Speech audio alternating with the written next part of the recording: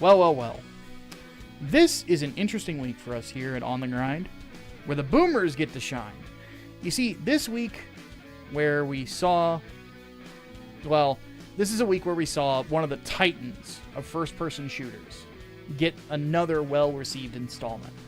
And another one of the lesser-known, but still hidden gems, of the genre, got shat on for their foolishness. So those will be fun to discuss. On top of that, we get to discuss Vice failing to slander a VTuber properly. Not that there's a good way to slander anyone, but anyway. And then John Lithgow responding to criticisms of him being cast as Dumbledore in the upcoming HBO series for Harry Potter. Ultimately, pretty interesting lineup, if for no other reason than it lets me talk about Doom. So, let's get started. Welcome to another episode of On the Grind.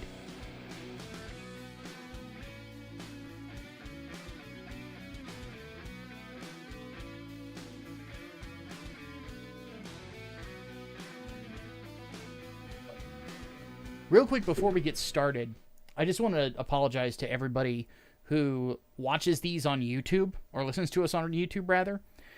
There was apparently an issue with the upload, whenever I uploaded the last video episode of the podcast. So you're basically going to be getting, if you're listening to us on Spotify, you're going to be getting a double dose of us this week on YouTube, as opposed to nothing last week. So, sorry about that. I should have double-checked it to make sure that everything had gone through, but... regardless, it is fixable if nothing else. So, this week, to open it up with our usual review of the week, we have probably the big release of the season in Doom: The Dark Ages. Well, I would say it's probably a tie between this and Claire Obscure as like the big release of the spring. Because you don't really expect for, like, your big blockbusters to come out in May. But regardless, Doom: The Dark Ages is a prequel to Doom 2016 and Doom Eternal. It takes place in the timeline between Doom 64 and Doom 2016. And it basically, one thing that is told in the lore of Doom 2016, Doom Eternal, is that the Doomslayer, our lead character... he was a soldier in a war after Doom 64, after fighting in hell for years upon years of another planet, basically, in another dimension. And this is effectively the story of that fight. The makers that we saw in Doom Eternal are basically have him as a hostage. They use him like a living bomb. Whenever there is a conflict going on in that planet that they have a deal with the group called the Sentinels, which are they're like humans basically, they will drop him like a tactical warhead onto an area to go clean up a demonic incursion. And there is a prince of demons, effectively, along with a witch who we never see her face, at least not until like the ending of the game, that are trying to effectively destroy the whole area of Argent D'Nor, which is where they live. And the Doomslayers effectively use, again, like a tactical bomb to try to clean up demons and stop them from taking key points in key areas. And that's effectively what the story is from start to finish, is the Doomslayer trying to effectively get his freedom back, because he doesn't like being controlled by anyone. Like, I mean, who would be? And him trying to kill the demons, kill this demonic prince to stop all their plans from going all the way through. Very simple setup, but then again, this is Doom. Like, what the fuck else do you expect? Like, this is not Shakespeare. But that is the effective plot. So, the interesting thing about this, to me, is that... Well, actually, let me go through my notes real quick, and then I'll sum it up and kind of give a general idea of what I feel about this. We'll actually talk about, like, the visuals. Visually speaking, the game looks phenomenal. Audio-wise, it's great. Now, I have to say that with also acknowledging that not having Mick is a big bummer. That was a big fuck up on Bethesda's part. They also, shockingly, they didn't bring Andrew Hulshult back, because he's the guy who did the Ancient Gods, which was the expansions for Doom Eternal, which I oddly enough still need to play. But they didn't bring Andrew Hulshult back either. Instead, the new composer is called Finishing Move Inc. I think the reason that they probably got these guys is they've done a lot of work with Microsoft already, because in between Doom Eternal coming out and this, id Software they were bought out by Bethesda. Bethesda was bought out by Microsoft. Actually, wait. Bethesda bought them before Doom 2016, didn't they? Or am I remembering that wrong? Yeah, I think so too. But regardless, I miss having Mick Gordon. Mick Gordon is probably my favorite composer working today. He's just amazing at what he does. Andrew Hulshult is another one of my favorites. Like, he's really, really good. Not only did he do, I don't know if Mike, if you've ever played the music replacement mod, the metal one for the PC version of Doom.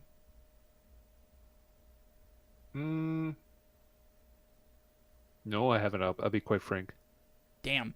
So I'm the only one who did. It's really good. And Andrew is the guy who did that. That's how he started, is he started just doing fan music for Doom. And then he ended up doing a game called Proteus, which is another really, really good boomer shooter. And then Proteus was noticed by a lot of game devs. So he got brought on to do Ancient Gods when, Bethesda fucked up with Mick Gordon. But anyway, Finishing Move Inc. is who they brought in. Finishing Move, previously before this, they did music cleanup and just music in general, new music for Halo 2 Anniversary, which is on the Master Chief Collection, Halo Wars 2, which I admittedly didn't play, and the Callisto Protocol, which I do own, and I never finished it. I hear that's not necessarily a bad thing. But regardless, the music is different, but it's not bad by any stretch of the imagination. It's actually pretty good. I would say that it's more, instead of, like Mick Gordon takes a lot of inspiration from industrial metal. Stuff like Meshuggah, Static X, stuff like that. Like, the bassist from Static X is actually one of the vocalists on the arena track in Doom Eternal. The metal choir that they got together for that. But he's really inspired by them. This soundtrack more reminded me of groove metal, like fast-paced groove metal. Think Machine Head, Lamb of God, or Devil Driver.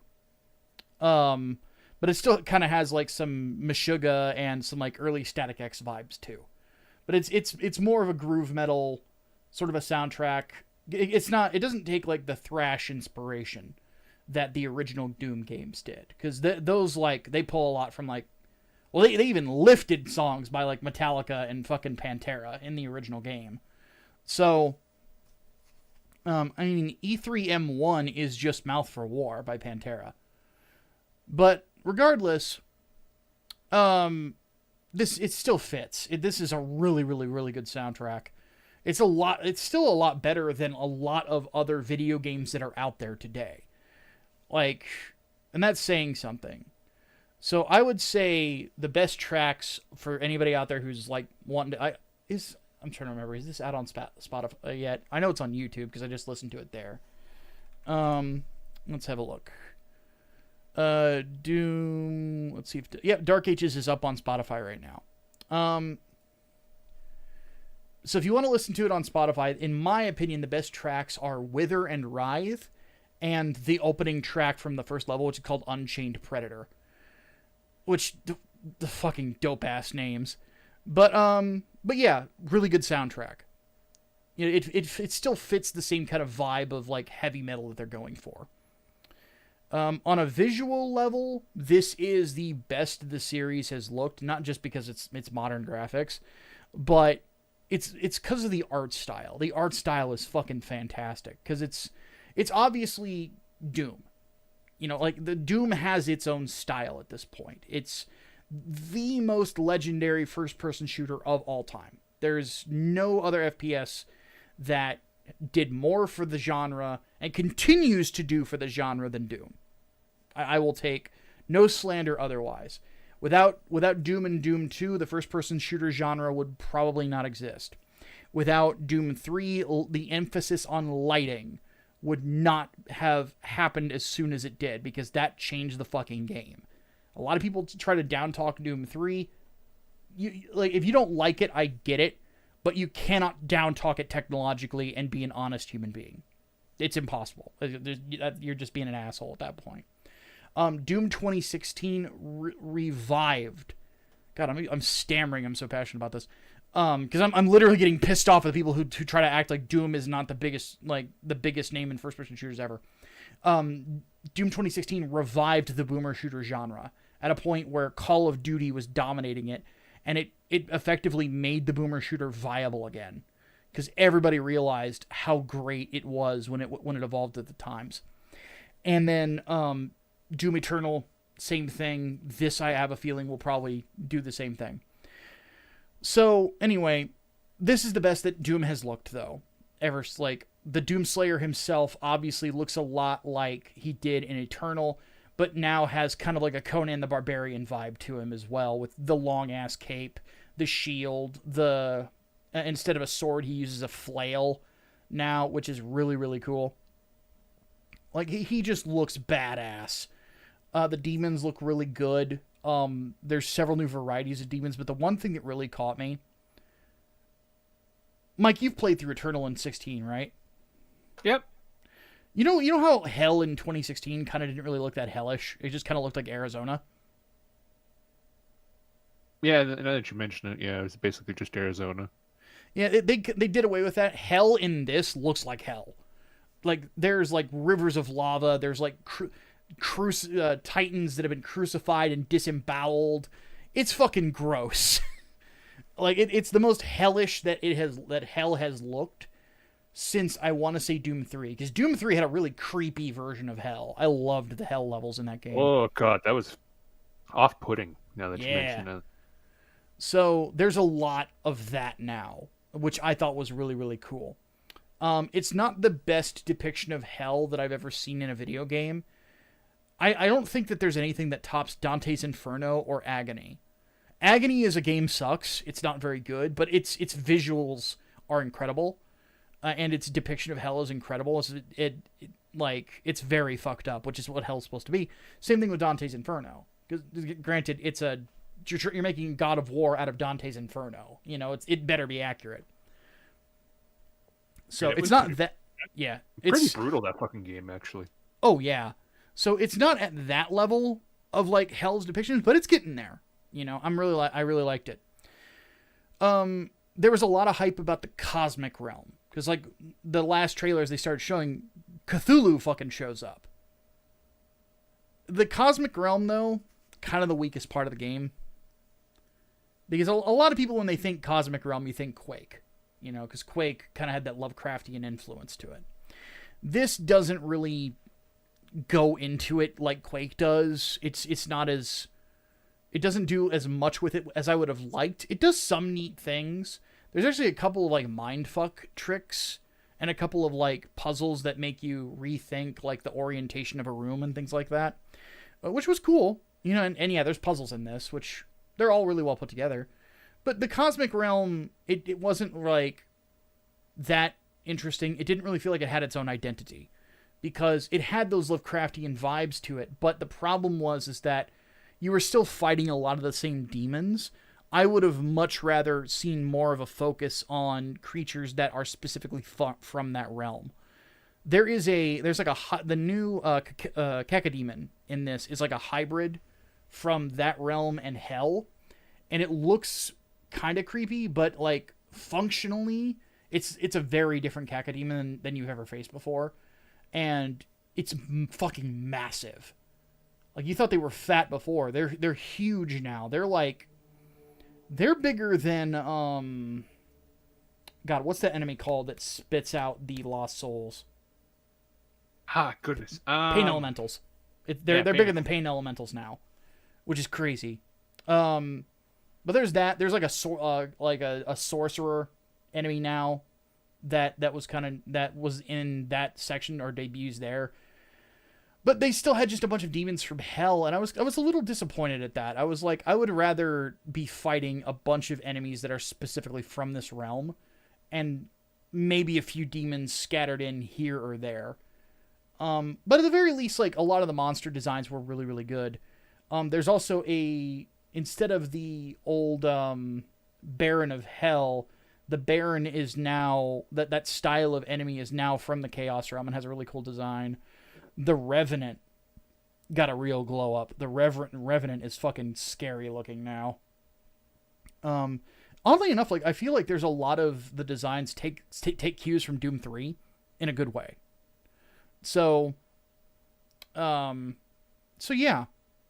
I just felt like they're not bad levels by any stretch of the imagination. There's not a bad level in this game at all. Except for maybe the dragon levels, but I'll get to that. But it's it's just not quite as good as the other stuff. But it's still a lot of fun to play. Controls really solid. Obviously it's gonna control really well on PC. First person shooters on mouse and keyboard are the preferred, controller type for most people that play these on PC like I did. But I played it on a controller just to kind of see how it felt, and it still felt very, very good. So, not really much to say on that aside from that. One thing I will say is the moment-to-moment gameplay is closer to original Doom games with additional mechanics. So, you find yourself running and strafing. There's no... you're not jumping around like a fucking... like a jackrabbit on coke.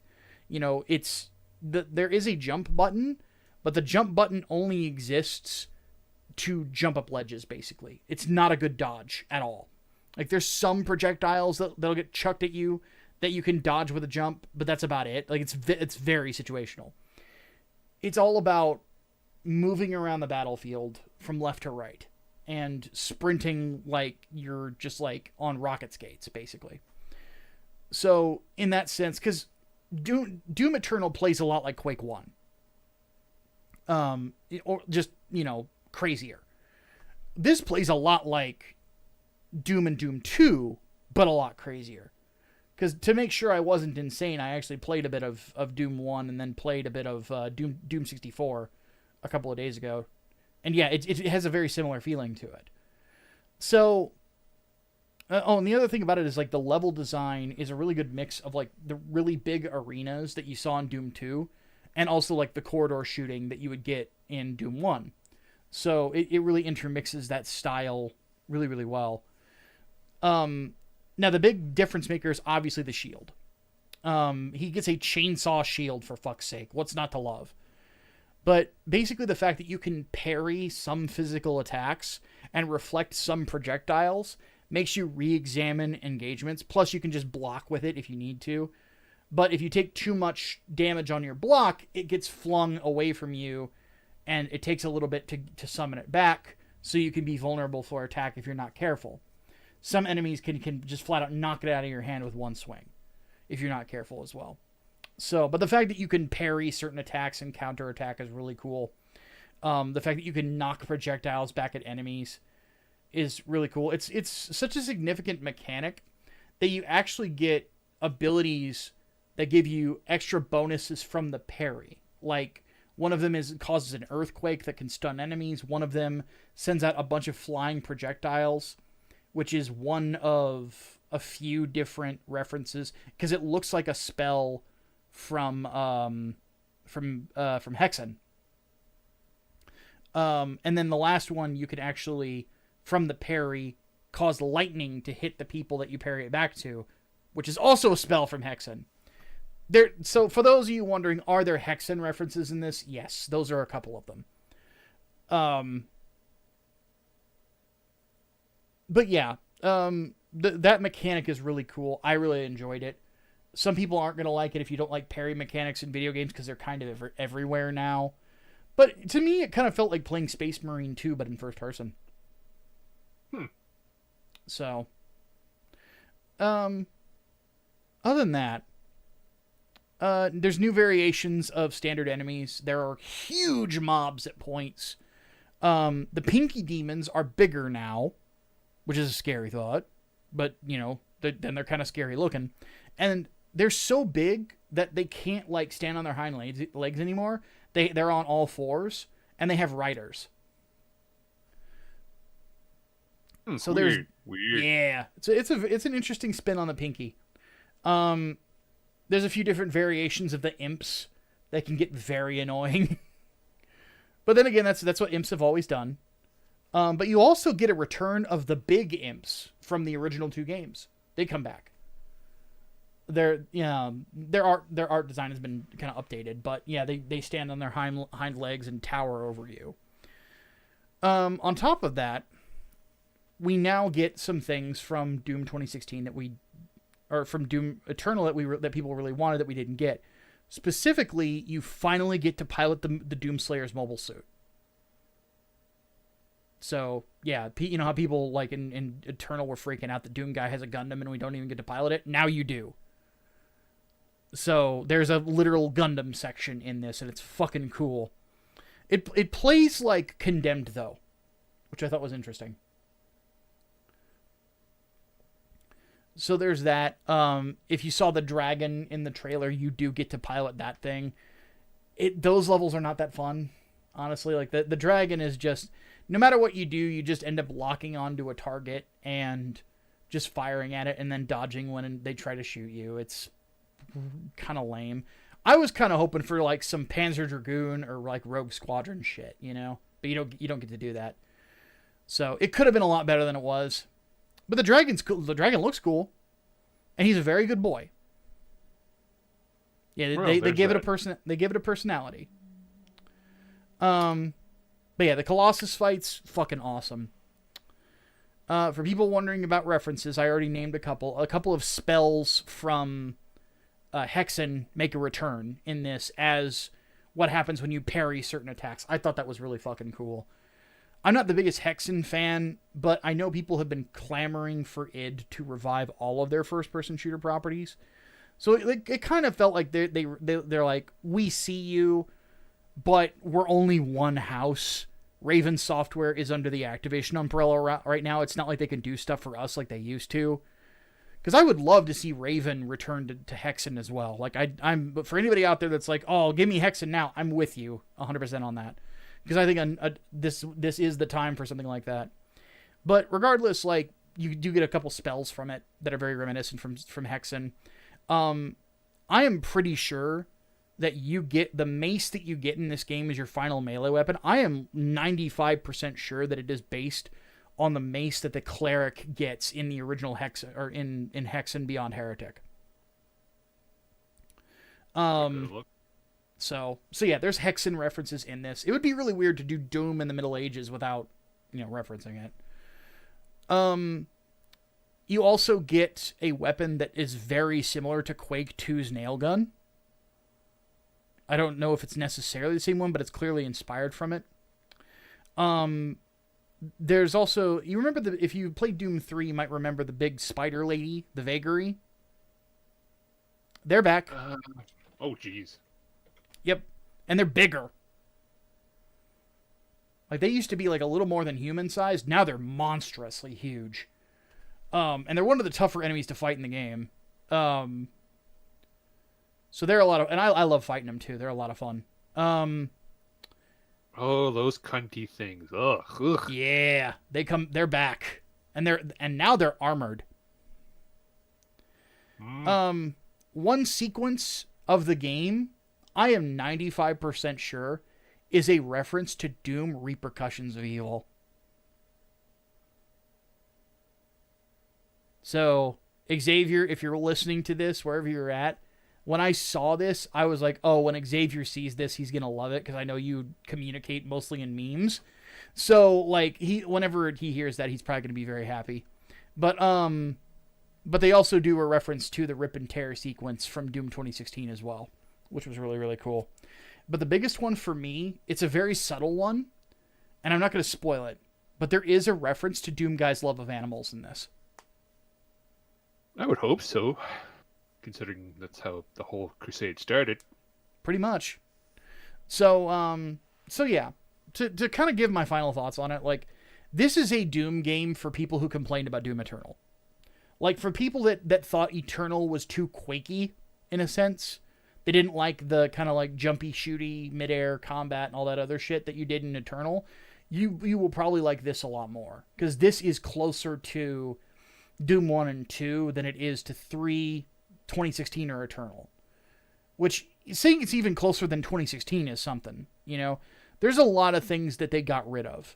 Like I said, the jump button is just to get up ledges. You don't have a dodge button anymore. Your expectation from the game is to run, strafe, parry, and shoot. Those are your 4 main things. Enemies largely do not have specific weapon weaknesses, so you can basically play this however you want. Me personally, I had a couple of weapons that I rotated from. I would use the super shotgun, because it's the super shotgun, for fuck's sake. Like, it's the best weapon in Doom history. Doom is effectively the game that made a double barrel shotgun a big deal. So I used the super shotgun in a lot of places. I really liked getting up close and personal and meleeing enemies, especially with the mace, just because it's just a giant fucking bonk stick. And then the other weapon that I found myself using a lot was the Shredder, which is the one from the trailer that uses shredded human skulls as ammo. Like, that was basically like the 2 things I used the most. But you can play it however you want. There's a plasma gun. The one thing I really like about this is that each weapon is technically a category. So you have shotgun, and then when you get the super shotgun, you can switch between both types of shotguns just by pressing the X button on your controller. Same thing with every weapon. The nail gun has a precision nail gun that you get extra damage from headshots. There's the plasma recycler, as it's called, and then you get another version of that is like a heavy version of it. That the way it's built looks like the heavy nail gun from the original Quake, but it shoots plasma instead of nails. You know, stuff like that. So, and each one has its own bonuses and more upgrades that you can get. The super shotgun is cracked, though, because its final upgrade chews through armor, and there are armored enemies in this. But you can still kind of approach any situation the way you want. Like, let's say you've got a row of shielded enemies. The general way, or with plasma shields. Now, in Doom Eternal, the way you killed them was you used a plasma weapon, and it just caused them to explode. Same thing in this, but you can also chuck your own shield at them, and with a certain ability upgrade that you can get, it will ping-pong to other enemies with shields and kill them. So you just start ricocheting it like Captain America. There's some enemies that, like, it takes a very specific thing to kill them, like to heat their armor up and chuck the shield at it. But you can largely approach any situation to this how you want to. So the rock, paper, scissors stuff, or the specific weapon weaknesses stuff of Eternal is out, because some people didn't like that, because they felt like it stunted creativity in combat. And again, the movement is different. It's closer to the original Doom, yada, yada, yada. So people who... The weird people who didn't like Doom Eternal, you might like this unless you're just being a fucking contrarian for the sake of it. In which case, you probably don't like anything. So, in which case, I can't help you. Personally, I recommend the hell out of this game. I think it's fucking amazing. It's the best first-person shooter I've played in a while. Oddly enough, it might be the best one I've played since Eternal. Because I'm trying to think, like, when did Eternal come out? It came out, like, right at the start of the pandemic, didn't it? Yeah, it came out in 2020. Yeah. So, I'm trying to think, like, what first-person shooters have come out between now and then.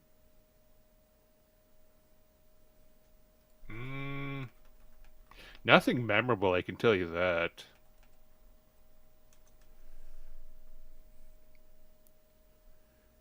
Let's see what the AI says.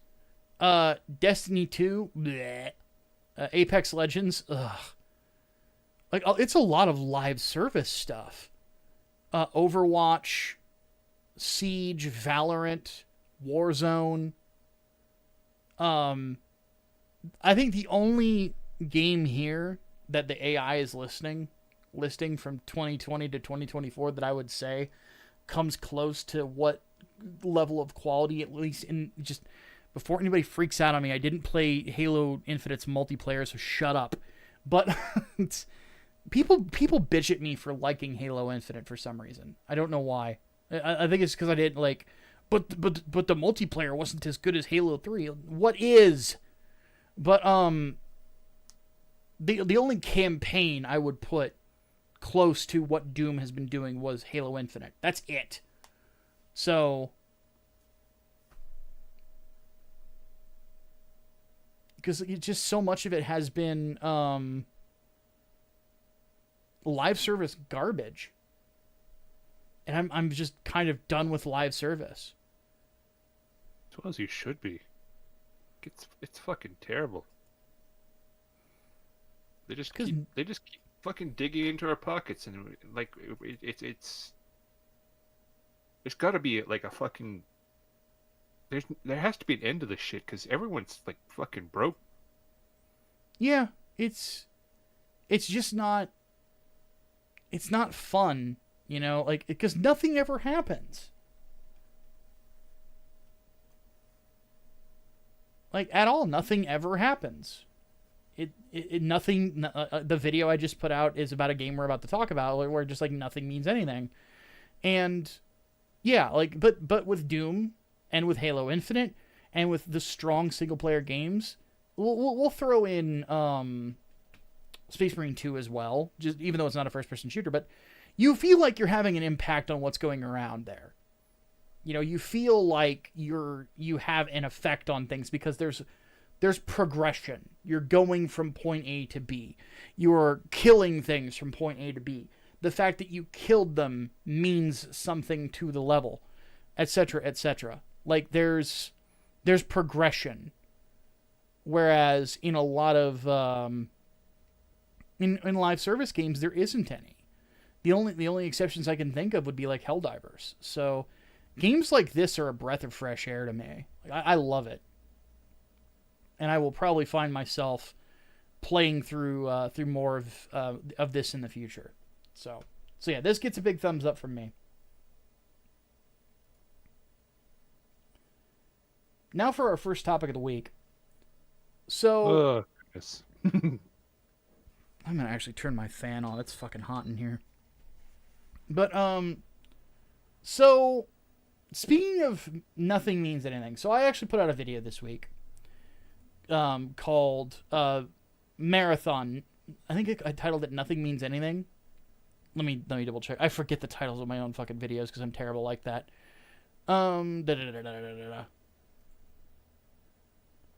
Yeah, nothing means anything. Because with Marathon, nothing means anything because the original Marathon is a hidden gem of first-person shooters. It was doing a lot of things that other FPSs just simply were not doing at the time. Because it came out like a few years after Doom, I think. Or actually, no, it wasn't that long. Because this came out in... the original came out in 94. The original Doom came out in 93. So this was a year later. 1 year later, they made Marathon. And Marathon was so different. Because it was trying to do something that John Carmack and a lot of other guys, were thumbing their nose at, and that was trying to integrate storyline into first-person shooters. And they did it pretty successfully for what they could do at the time, which wasn't a whole lot compared to like a lot of other stuff going on. People will be like, "But Micah RPGs, we're talking about our first-person shooters. Try to keep up, please." But sorry, I'm being unnecessarily mean. I admittedly get a little frustrated because people will be like, "Well, what about Final Fantasy?" It's like, it's not a first-person shooter. But regardless, like most of the industry was thumbing their nose at complex stories within video games. Marathon didn't thumb its nose at it. Marathon gave it a shot. They're like, "Well, we're going to try this. We like narrative here. We like stories here. We did this already with Pathways into Darkness. We're going to try this with a first-person shooter." So they did that. Marathon was not a big name. I don't really think like the public was really more aware of Marathon as a series until Halo got popular. because you would get that occasional dude that would reference, like, well, they did marathon before. What is the symbol that's on everything? Well, that's the marathon symbol. Well, what's marathon? And then somebody would explain to you what marathon is.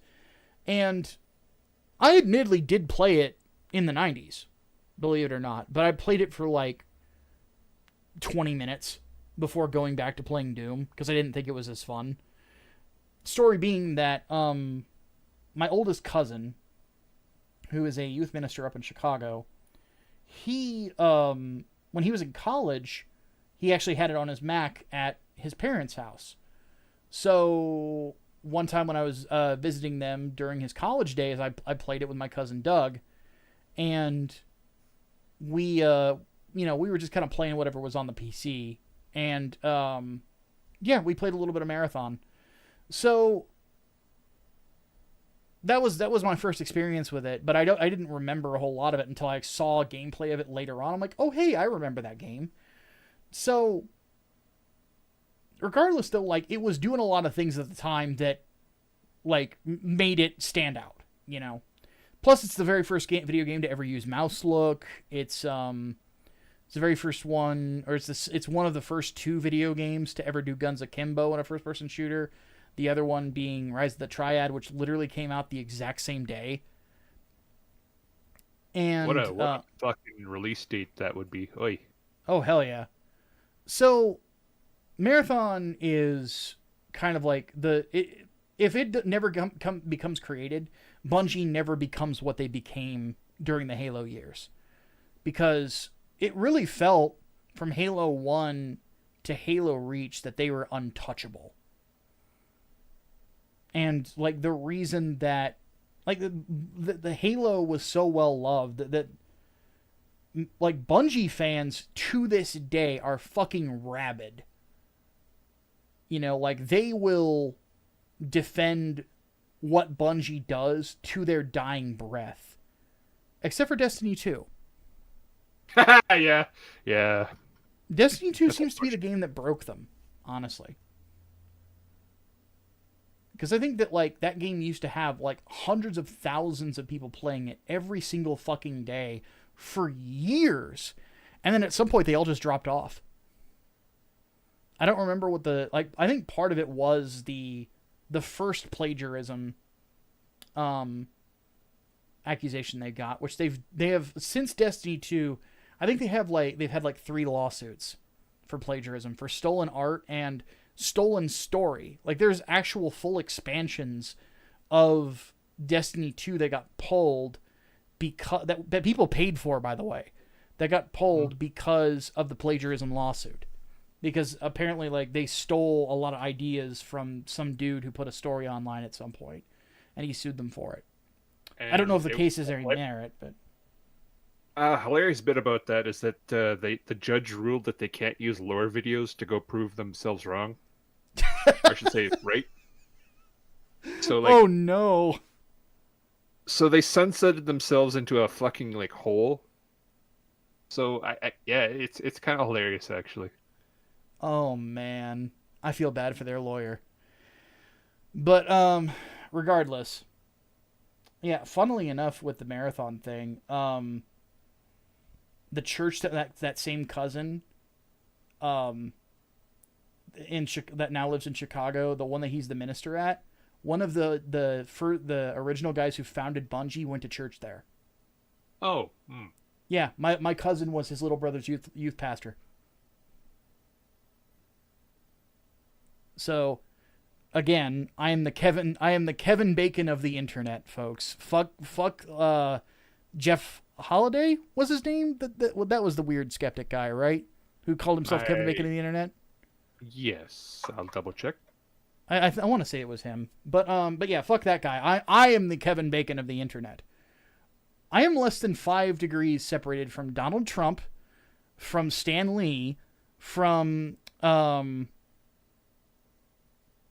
who else was there? From Bill Gates, from all of the heads of Bungie.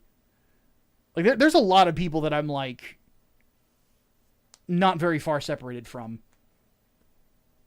So yeah, it's wild. But anyway, so a lot of people though got really hyped when Bungie announced that they were going to be bringing back Marathon because, again, like this was a 2016. The Boomer shooter, of course, was revived because of Doom 2016, and we've seen a lot of indie games in the Boomer shooter genre do really well for themselves. I mentioned Proteus earlier, which is really good. There's others. Citadel is another one that I hear is really good, especially if you're like waifus, stuff like that. So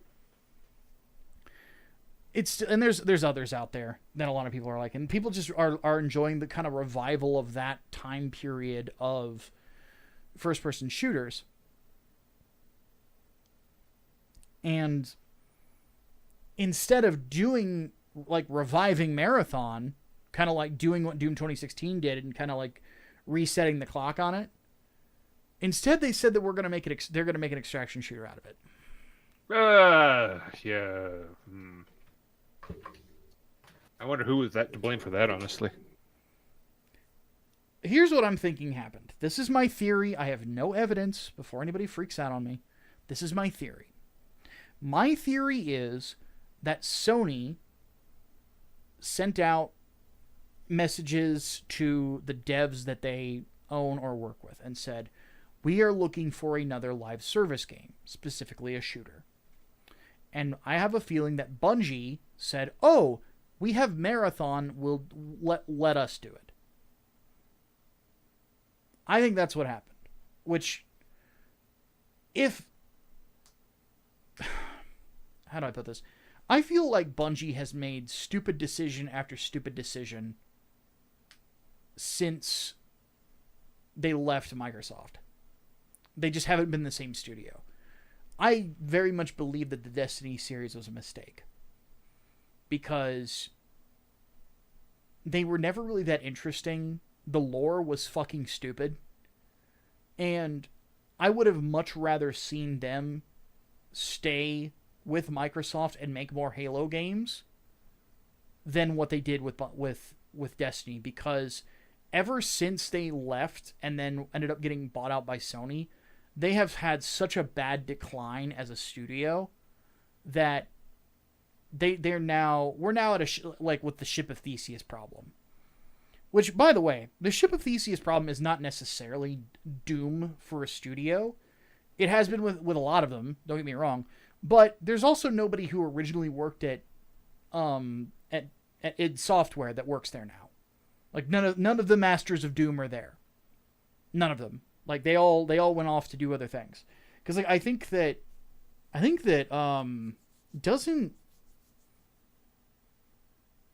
think Carmack actually works with Zuckerberg now.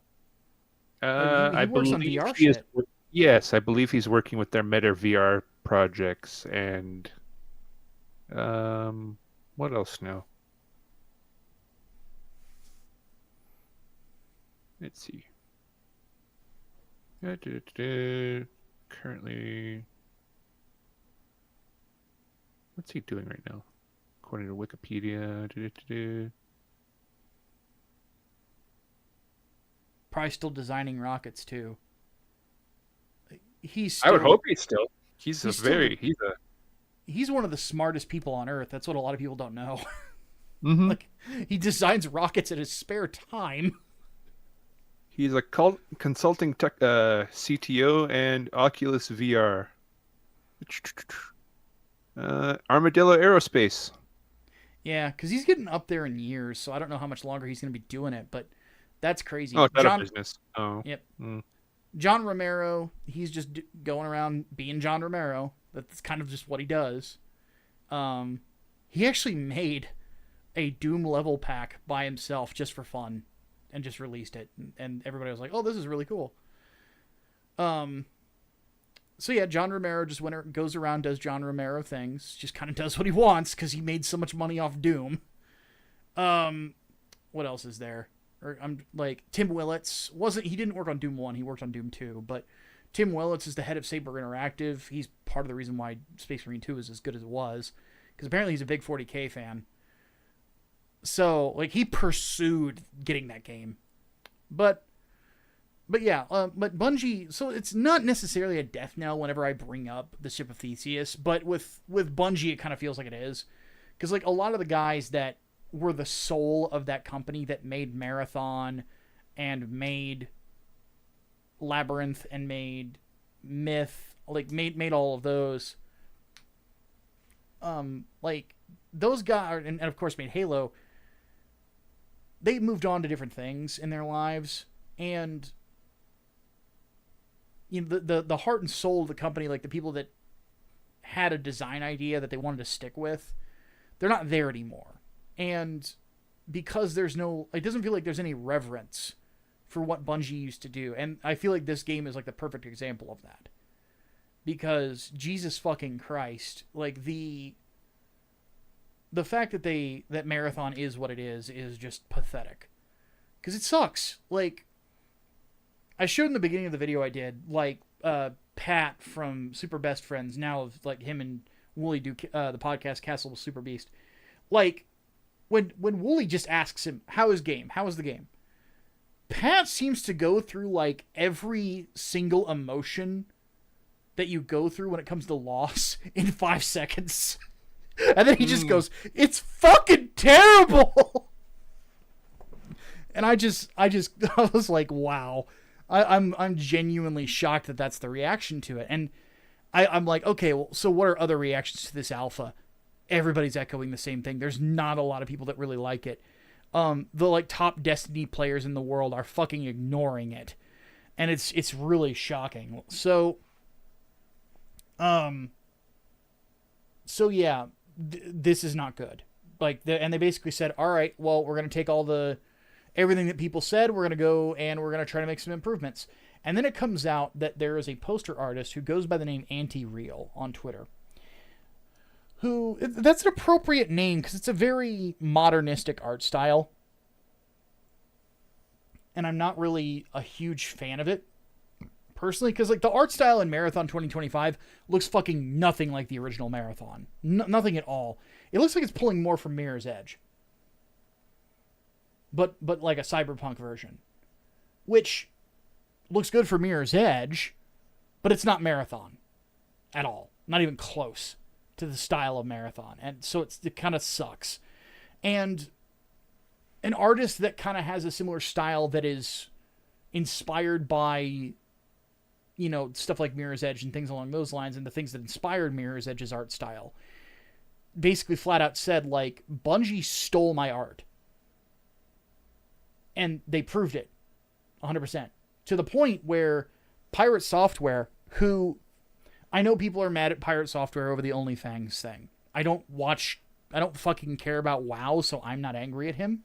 And I'm going to praise him. So if you care about WoW and you are angry at him, well, stay mad. I don't fucking care. God, I'm in a weird mood today. But the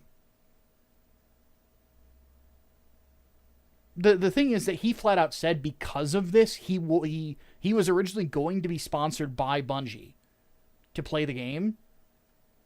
He turned it down because of what they did. So that showed a lot of character, because I can't imagine that Sony money is easy to turn down. Even if you're that big of a streamer. Because when you get that big, folks, like, you're making close to $1 million a year, if not more. Like, I think, like, some streamers that are like big name ones, like Charlie and Hassan and Asmongold and Tectone and guys like that, they've all flat out said, yeah, we're multimillionaires at this point. So getting to that level of a fan base, you're making a lot of money.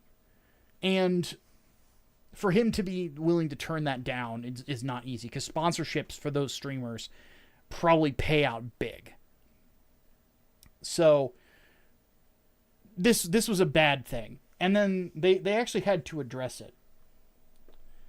And I posted an image of the Twitch stream in our server. Mike, would you like to describe to our audience what one of the lead game developers looks like in the image that I okay, let me go see. So you have I'd say anywhere from about late 30s to early mid 40s. A very, very tired white dude with some fairly expensive headphones and a blank white black cap, looking extraordinarily tired, like more tired than when you're in that state of mind where you're just like, okay, I got to push myself a little harder, and then you just end up even more tired than you thought possible. Well, anyway, he's past that state now, and on the right hand side, there's a number of chat logs on the right hand from the Twitch chat saying plagiarism will make me God. Plagiarism will make me God, just repeated over and over and over again. And yeah, just nope. And he's just absurdly tired, the poor guy, and I don't blame him, especially Yeah. if there's a if there this there's a release in September for this fucking thing. Oh yeah. They are And looking at 3 months of crunch, the whole summer. they're looking at hell. Oh yeah. It's not. I do feel kind of bad for him because whoever at the top of the rung of Bungie made the decision to turn Marathon into an extraction shooter while you already have another live service game that you're consistently supporting and developing for, whoever made that decision's a fucking moron, honestly. I'm thinking it's the head of the studio, and like after he laid off like hundreds of people, he's doing this. Like Jesus fuck. So they can't be in a good shape financially. Oddly enough, he laid off all those dudes like literally like a week after showing off his sports car collection. It's like, oh fuck you, dude. But yeah, the plagiarism will make me God thing, for those wondering what that means. The tagline for this extraction shooter version of Marathon is escape will make me God. And yeah, people are clowning on it big time. And I also want to say something because some people in the chat image are like chastising people for calling out what's going on by this with this plagiarism will make me God thing. For those of you who are defending Bungie after this, fuck you. Like, I'm going to say this right now. Like, the artist that did these posters, it's not the type of art style that I like. I'm not the biggest fan of it. Because I've seen it used in multiple things. I've also seen like stuff inspired by that be used by Jonathan Hickman in some of his works, you know? And I love Jonathan Hickman. He's my favorite modern comic book writer. But, like, even with that, I'm not the biggest fan of it. But even then, it does take work. It does take artistry. It does take, like, the way that the pages and things like that on the posters are put together is very deliberate, you know? And it's more closer to modern art, but even so, it's still kind of interestingly surrealistic and cyberpunk in a cool way. And I find it intriguing. I'm not necessarily a big fan. But, like, people acting like it's not a big deal for Bungie to do this, go fuck yourself. Making art is hard, and it takes a lot of time. A lot of time. I'll tell you this right now. I have written several video scripts over the past 3 or 4 months while I've been working on my newest novella. All right? The novella's harder. Honestly, it's a lot harder to write than the video scripts are. A lot harder. I've spoken to artists who, like, slave over their work.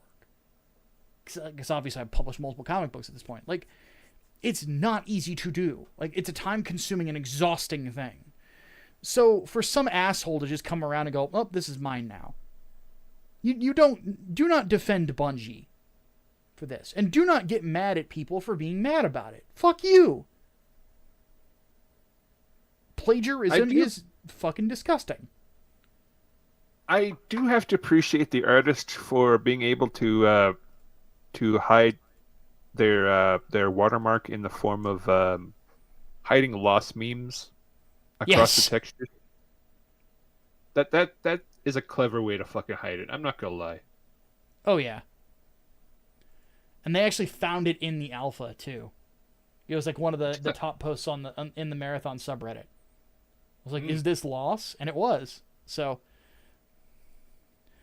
So yeah, like I get very frustrated by people like downplaying plagiarism. Like that's not cool.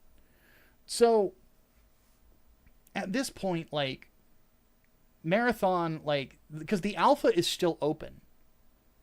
Asmongold brought it up while he was like stream sniping the stream that Bungie was doing. There were 2 people playing. 2. Oh. Ooh. And all you have to do, folks, to get in that alpha is to go into their Discord server. That's it. That's all it takes. Ooh. If you were an influencer of most sizes, I think like 20,000 subscribers, I think was like the smallest you could be. You can get into the alpha. I could get into it in 5 minutes if I wanted to, because I have a 30,000 subscriber channel. You know, like it's not difficult. So the fact that this is happening and then this happened on top of it, what this tells me is there's management problems with this company, specifically with their art department, because they're like, one thing I noticed is like, oh, for branding, we're contracting out to this person, this person, this person. Branding? Motherfucker, you make video games. You're not a fucking fashion line, you goddamn morons. You need to be focusing on making good video games, because good video games, by and large, sell themselves. There's exceptions, obviously, you know, looking at you, Okami, but, you know, and Beautiful Joe. But, actually, no, the first one sold, the second one didn't. But, regardless, like, this is one of those things where they don't deserve any mercy in this regard. I don't think they will receive it either. Yeah, and they shouldn't. I'm not going to play Marathon. It could be the best extraction shooter ever. I'm sure as shit not going to play it now. Even though they're, you know, there's punishment and they're going to try to make it good with the artist and pay them for their work. This is a hell of a way to come to that point. You know, you just don't have a clean house. So I honestly don't think Bungie is going to survive. I think they're going to get shut down at some point in the near future. If Marathon flops, I think they're fucked. I think Sony will pull the plug. Especially with us, how many fucking projects in the last couple of months have just basically been fucking flops. Oh, goodness. Yeah. And the funny part about all of this is, Marathon fans would not be pissed at you if you just called the game Escape Will Make Me God and didn't call it Marathon. That would be a weird artistic way to name it, honestly. That's not gonna lie. Yeah.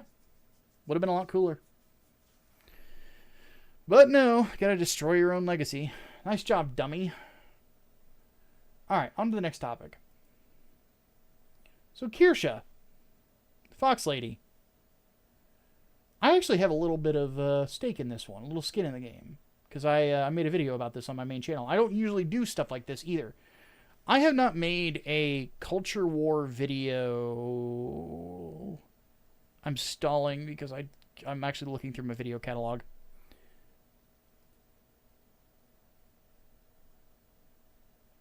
I'm trying to find the last one. A significant amount of time. 2023, yeah, which was the year I told myself I wasn't doing any more culture war stuff. So I haven't done a video like this in years. And the only reason that I honestly said anything that I said, not that, you know, you shouldn't speak up about what's happening to Kirsche before anybody gets on me about it. Because I probably would have said something like on Twitter or something like that. I think I probably did before I did the video. But my old employer, Sports Kita, I worked for them for about a year or so. One of their writers for their streaming area where they cover streamers, slandered Kirsche. Just fucking lied about something that she said, saying that she supported great replacement theory, saying that she supported what was the racist lady's name? Shiloh Hendricks? Yes, I believe so. Yeah, saying that she supported Shiloh Hendricks, so on and so forth. Just fucking lied about it. Now, this has been part of a smear campaign that's been going around that was started by a Vice writer named Anna Valens, who was a transgender woman. We talked about Anna on the show not too long ago when she tried to post a hit piece on vLore. And we talked about, like, part of the the whole, it was kind of obvious that Anna had probably been either turned down by them or just not responded to, and was had a vendetta, and Kirsche mocked her for that vendetta. Now, Kirsche, for those who don't know, is a little different in regards to VTubers. Kirsche she does the cute anime girl thing like all VTubers do, provided you're not a dude. Though there are dudes that do the cute girl VTuber thing too, and it's kind of creepy. But regardless, she doesn't just do video games. She does do video games. She plays video games on stream and stuff like that. She also talks politics. And that is part of what has set her apart from a lot of other VTubers. Because, now there's more that are leaning into it. Nuxtaku has now started talking politics.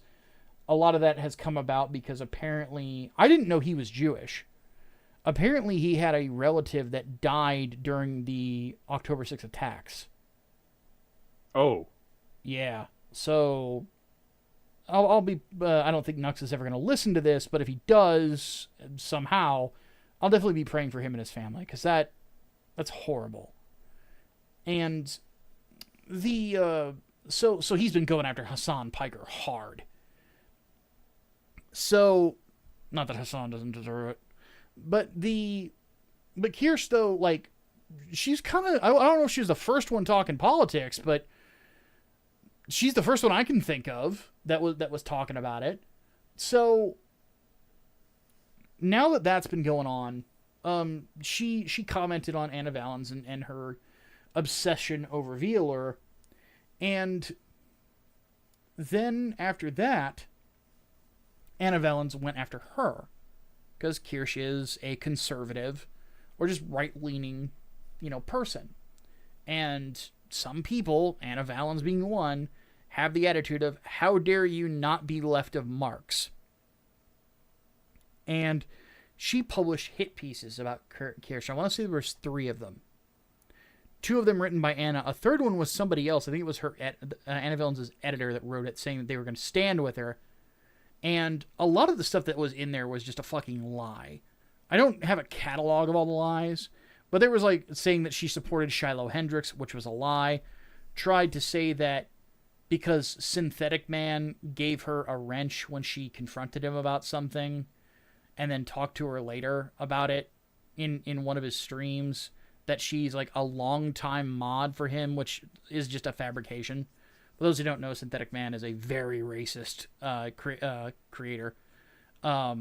He just fucking hates anybody that's a minority. So, they lied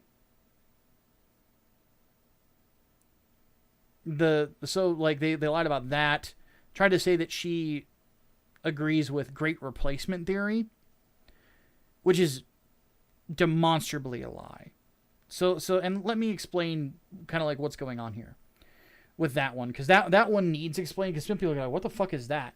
So, the thing that Kirsche commented on was, in the UK for the last decade, there has been Muslim immigration from nations where there were wars going on, most notably Syria. And a lot of these refugees were not being vetted properly. We'll put it that way. So they were effectively letting some undesirable people into the country. Now, obviously, hashtag not all. There were some people that moved there that legitimately were refugees, right? But they moved there, Sweden, and to other places, and there were problems with those who did not get vetted. There was a whole thing about rape gangs, I think at one point, grooming gangs. It was very fucked up. There's a lot of problems with it. And the British government, instead of acknowledging these things in public because they're worried about being framed as racist, they try to bury it. And, it's been a whole thing. Kirsche discussed that story. The Great Replacement theory, because this is where the lie comes in, because, that wasn't what she was talking about. The Great Replacement theory is the integration of open borders on nations, and it is specifically a plot by the Jews to get rid of the white race. That is what Great Replacement theory is.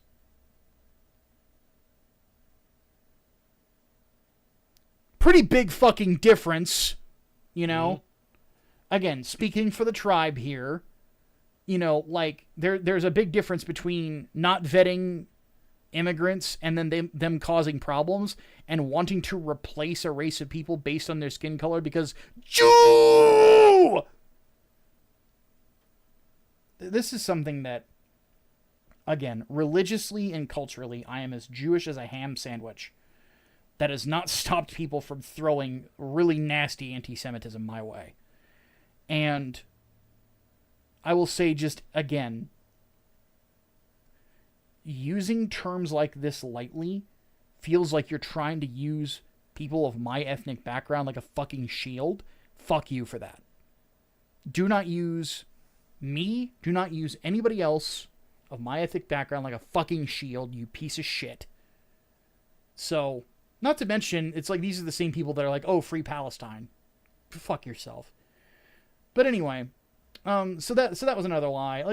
But you could see the level of smear here.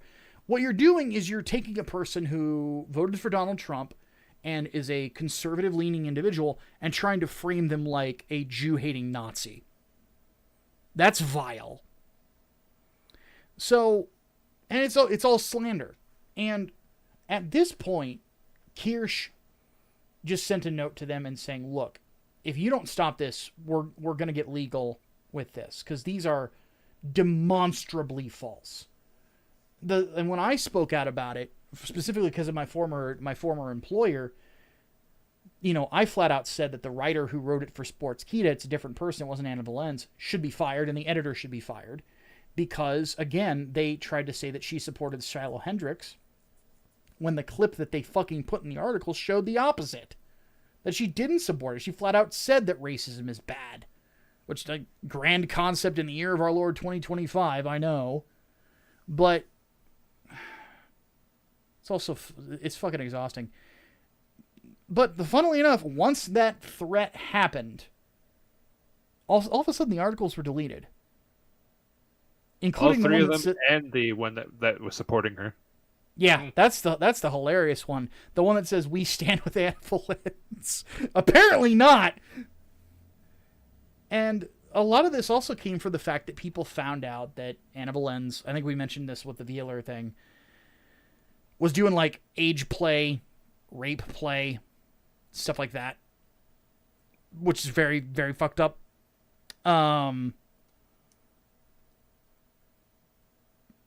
Yeah, it's like the person's reputation got ruined and is trying to blame everybody else because they're looking like they're going to delete all their accounts. Nah, homie, you should delete all your accounts and get off the internet. You should be in therapy. Because what you tried to do was morally wrong. You tried to slander someone because they made fun of you. That's fucked up. So, big victory for Kirsche on that one. With Vice taking down those articles and realizing that they made a mistake. But sadly for Kirsche, it doesn't seem like it's over. Like, now Hamas Piker is talking shit about her on stream. So that's going to cause some issues. So sadly, it doesn't look like this is going to go away for her. But I'm hoping that, at the very least, this will make people realize that this is not cool. And we won't see anything more from this from at least publications. Because another content creator talking shit about another content creator, it just is what it is. It's kind of the name of the game. But her beating a established journalistic outlet is huge. So good for Kirsche. I'm very happy for her on that regard. Also, I love the fact that her community's nickname for Anna Valens is anal violence. Especially considering that in the background they found that Anna Valens has a lot of rape fantasy fics. There's so much. There's so much. Yeah. Like turning, I think it was a cis woman into a breeding sow for trans women. Yeah, it was very, very, very fucked up. So yeah. Now, poor Serena has been sitting over there with her mic muted, probably rolling her eyes at me, as usual. So now she gets to do something. That we can blame her for. Yep. Wake up, Babby. It's your turn. I don't Serena? think she's alive. Did she die? Don't die. You're not allowed to die. You're still under contract.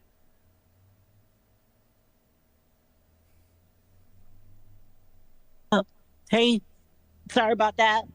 Goodness She died. gracious. Wait, how long were you guys calling me? Sorry. Oh my gosh. It's 20 minutes now. 20 minutes. Ah! No, it hasn't been that long. But I'm sorry. Sorry. But yeah, it's your turn because I know you've been waiting patiently to talk. Because she knows nothing about boomer stuff, so. Yeah, I was reading something. I got so engrossed in it. Oh my gosh. That was a good book. Yeah, folks, John now you Lithgow see what I have being- to. Now you see what I have to deal with. I'm getting the spray bottle. Yeah. All right. John Lithgow is catchy for being cast as Dumbledore in the new Harry Potter, the upcoming HBO Harry Potter series by none than trannies. So I have an article up that goes into detail. The actor slated to play Albus Dumbledore in HBO's upcoming Harry Potter series may have missed the last few years of headlines and controversies surrounding author J.K. Rowling. By following the announcement, he received a text from John Lithgow. He received a text from a very good friend who is the mother of a trans child, basically a mother that groomed her child into being trans, linking him to a book riot op-ed entitled "An Open Letter to John Lithgow. Please walk away from Harry Potter." So the reason why, the big reason why people are asking him to walk away from or expressing disappointment at John Lithgow is because he's assigned on to a project by a controversial figure in the name of J.K. Rowling. Rowling has been long criticized by LGBTQ organizations and members of her own fan base for reiterating hurting rhetoric that is tied to TERF movement. TERF is trans exclusionary radical feminists, which pauses the belief that trans women are not women. Basically, a bunch of men in dresses are pissed that a woman will acknowledge their fetish. That's the short of it. Lithgow, who has not directly commented on her anti-trans remarks, has played several queer and transgender characters across his career, even earning an Academy Award nomination for his portrayal of trans woman Roberta Moodling in the World According to Garp. I've never heard of that film or show. I have no idea what that is. Well, let me go see. Yeah, in his chat with the Times, Lithgow pointed out that he is no stranger to being associated with controversial figures.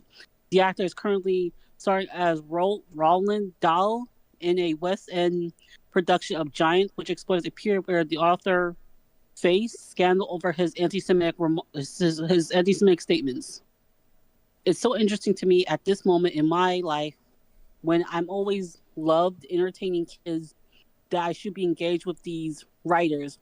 He's also expressed that this will likely be his last role because, in case you don't know, John Lithgow is up there in age. He's like, what, 80s? He's in his 80s, right? Mm-hmm. No, 70. Yeah, he's 79. So he's about to be 80 soon.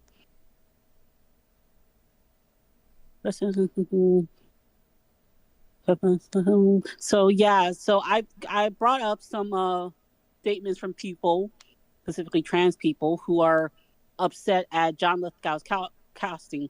Now there seems to be a confusion about John Lithgow and what he said in response. Like some seem to like John Lithgow in some interviews has responded to the controversies under the belief that they think that he's an American actor being cast as a British role. He thinks that that's what the controversy is partly about, which is, I don't know if there are people who care that he's an American playing a British character, but they're probably very small. But I found a lot of comments by people who have been like ranting and raving over it. This all goes back to J.K. Rowling basically being opposed to men in women's spaces. And so a bunch of trans online have basically made it their mission to basically try to ruin her career, try to destroy anything and anyone who is associating with the Harry Potter franchise. Now, to those of you out there playing the home game, as Micah likes to say it, there was a controversy a couple of years ago involving the Wizard game. What was the game? What was the game called again? Hogwarts Legacy. Yeah, Hogwarts Legacy. Yes, there was a controversy involving Hogwarts Legacy in which a bunch of streamers were going to stream the game, but many of them were attacked by a bunch of trans people online for streaming the game. One of those people were Pickamee, who sadly had to graduate because of the whole harassment campaign. Other streamers also included Silver Veil, who was also harassed during that time for even thinking or even considering playing a Harry Potter game. So there's been a long history of trans people just being obsessed with wanting to take down J.K. Rowling because they see her as their great Satan figure. Now, there's a lot of things to criticize J.K. Rowling on, but her views that are shared by billions of people around the world is not one of them. So I'm going to put up some comments, some interesting comments from trans individuals I found online. Specifically, Mr. Jesse Gender, or should I say James Gender, as James Earl is his real name. Yeah, I'm fucking misgendering. Serena did not give a fuck today. I do not like him. So James Earl posted a story last month. This is the story. This is what he posted on Blue Sky. Went to Universal Fan Fest and adults in Harry Potter cosplay packed an elevator. They made room, but I said no, I don't feel safe around people in Harry Potter outfits. One upset said, "Excuse me?" As the door closed, wear HP merch, wear Harry Potter merch if you want, but don't act surprised when trans people don't feel safe near you. And since I've seen a few people, this is Mr. James Gender saying this, and since I've seen a few people argue this, I wouldn't shame a small child this way. I guess it's been 4 or 5 years since Rowling's bigotry became well known, and there's still maybe young kids who grew up with Harry Potter but don't understand. I will judge parents who actively get their kids into Harry Potter today. So this motherfucker decided to harass some fans. Now, I don't know how true this is, but on the assumption this is true, decide to go out of his way to make other people uncomfortable because of his fucking beef with this one woman. Now, keep in mind, Jesse has gone on his way to tweet at J.K. Rowling. It wasn't until J.K. Rowling responded to him back and told him to fuck off that he basically decided to make her his number one enemy. So this shit has been going on for years. He was also one of the many individuals who spearheaded the harassment campaign involving Hogwarts Legacy. And even tried to morally justify it at some point. So yes, I don't give a fuck. Another person, another troon by the name of Parker. Damn, bro. Not his book is all good, but sharing the video of Lithgow reading it is tone deaf. As part of the new Harry Potter series, Lithgow is funding the ongoing attempt to purge trans people from society. Also, Lithgow is trying to muddy the waters by giving interviews where he pretends that the controversy here that he's American and not that he's signing off on transphobia. By giving interviews where he misleads about what the controversy over this casting is about, he's making it difficult for people searching to find information on why people are upset. This is likely because HBO is pushing people associated with Harry Potter projection to do so. It's gross. Then you got a fucking another one. This time from Jesse. I don't believe in taking away people's jobs, says the woman pouring money into campaigns attacking trans rights, immigrants, and more. It's a perfect snapshot of her class politics. She'll defend your label for her unhealthy financial benefits, not your life. This is in response to a black actor as Snape, the teacher that like Harry in the original movies. So you got a bunch of people getting ass blasted over actors signing on to be a part of this new series, all because of the woman that is associated with this series. I've just been following this for the past. Isn't it just gloriously self-defeating? Like every time that they start, they get. But like every time they get fucking mad about it, it just brings more attention to the projects. Yeah, but again, you're dealing with a group of narcissists. They don't care. This is purely for their own ego. I tend to agree. To be honest, I'm just nicer about it, I guess, which is really weird because I'm usually not considered a nice guy. No, yeah, you're gonna be nice. I'm not gonna be nice. I have no reason to be nice to these people. I get it. Trust me, I get it. I also love that Mike put an image in our server of John Lithgow and Robin Williams, because I don't know, is that a subtle reference to the fact that I stole the playing the home game from Robin Williams, or is it just something you found interesting online? Oh, that's from the movie The World According to Garp, where that's right, where Robert Muldoon was playing a trans woman by the name of Roberta Muldoon, or John Lithgow was playing a trans woman by the name of Roberta Muldoon. And, yeah. Passes more than most these days, I'll be honest. These people literally think that just buying or associating with Harry Potter means you want the death of trans people, or you're promoting a trans genocide. Like, motherfucker, where is this genocide happening? Please show it to me. Well, here's the big thing. Like, without even going into the more political elements, like, let's broaden it back a little bit. Let's think about this for a second. Is everybody who played a character in the movie The Lion, the Witch, and the Wardrobe, is everyone in that endorsing Christianity? Because C.S. Lewis is a Christian. He's creator of the Chronicles of Narnia. No, I don't think we ever assumed that. I'm trying to think. What's another one with a well-known religious, or let's also think Starship Troopers. There's apparently going to be another movie or a series coming out that's a lot closer to the book. That's going to confuse everybody. Oh yeah. People are going to be like, what the fuck is this? Why is this so serious? Why are there mecha or powered armor? Like, why does this feel like Halo? Because for those who don't know, Halo is very, very inspired, and Marathon and Warhammer 40K, very inspired by Starship Troopers. The book, not the film.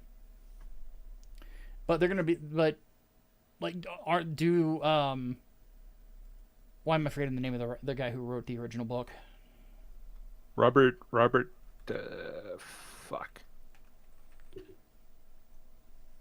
Heinlein. Robert Heinlein. Yeah, Rob Heinlein. Yeah. This is why we need Xavier sometimes, because he's a huge Heinlein fan.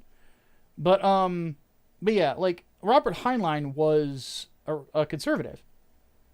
Not only was he a conservative, he's very pro-military, because he was a Navy man.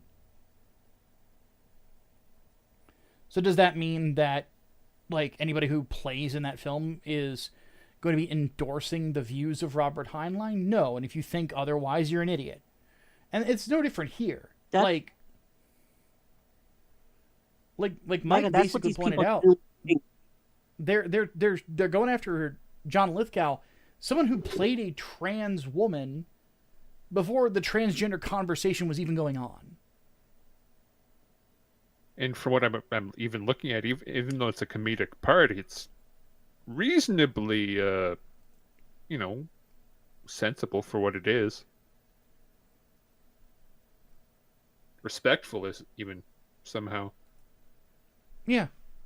So it's one of those things where it's like, and this is something that mystifies me about people who are online and are transgender, because I know people, and I've had colleagues that are trans. The most well known of which being Sophia Narwitz. Like, they're people that just acknowledge the fact that they have a mental illness and they don't like it and they feel like this surgery is going to help them. That's it. It's left to that symbol. But some people lose their damn minds over it.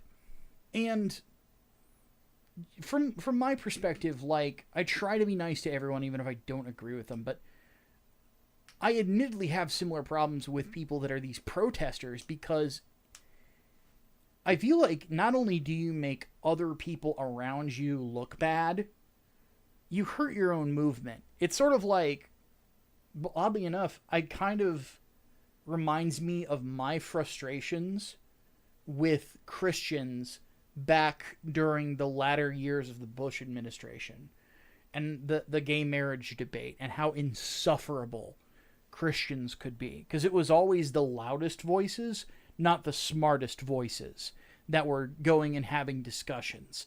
And as such, it tarnished Christianity and led to the rise of atheism and shifted the culture in another direction. So, like, something very similar is happening here. And again, like, most people out there can separate art from artist.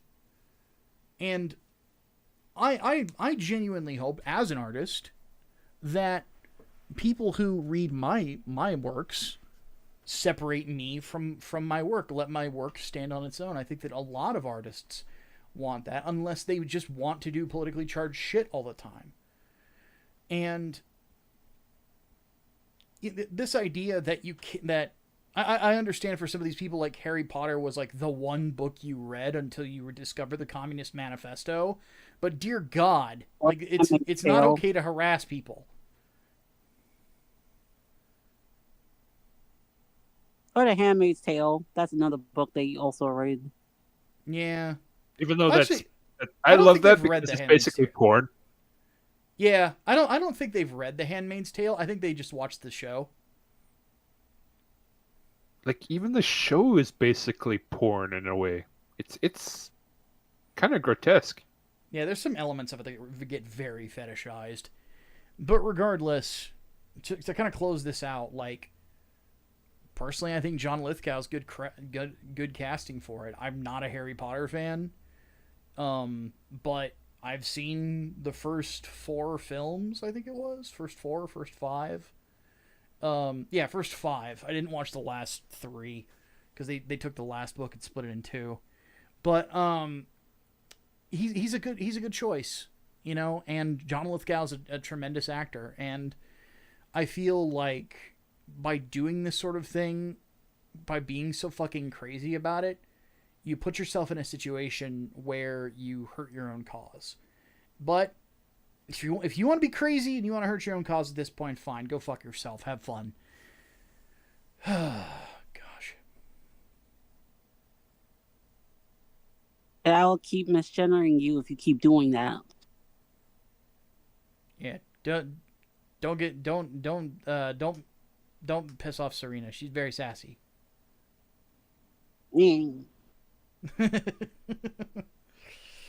All right, folks. We're going to go ahead and bring this to a close.